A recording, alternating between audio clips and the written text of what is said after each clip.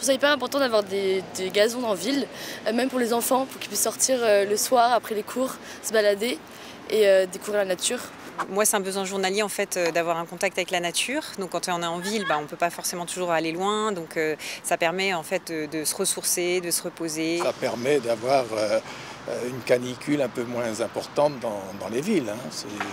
Et puis bon, tout le monde se réclame de la campagne, alors faisons de la campagne à la ville.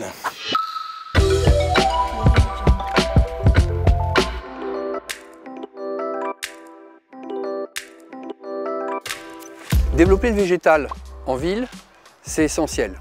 C'est des lieux là où les insectes ou les oiseaux ou même des petits mammifères vont venir se nourrir.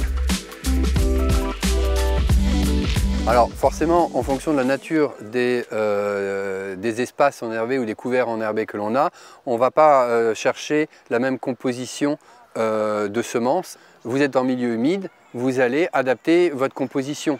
Vous êtes sur un terrain qui va être piétiné, qui va être fortement utilisé, on va rechercher des espèces qui sont plus résistantes, plus traçantes aussi peut-être.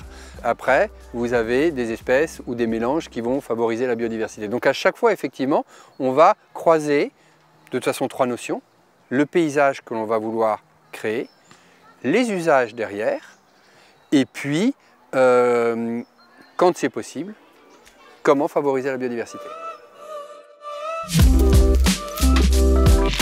Par rapport à un service gestionnaire, on est vraiment en pleine évolution. Aujourd'hui, on est vraiment à différencier complètement toutes les zones enherbées avec plus ou moins d'intervention et donc une adaptation complète du matériel.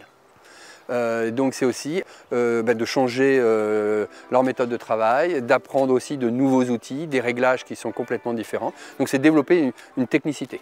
La plupart de l'équipe est porteur du projet, ils suivent bien les formations, ils sont demandeurs.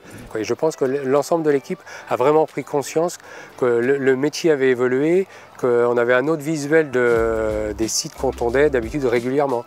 À une époque, on y allait tous les 15 jours, c'était tous les 15 jours. Là, non, ça a bien changé et tout.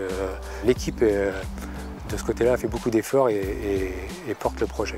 Toutes ces évolutions concernant le développement du végétal et notamment les couverts enherbés est extrêmement positif. Que ce soit en termes de dynamique pour une ville, que ce soit pour la population, mais aussi pour un service parc, jardin et paysage, puisque là, on sent une vraie utilité et un vrai service public rendu à l'ensemble des habitants d'une commune.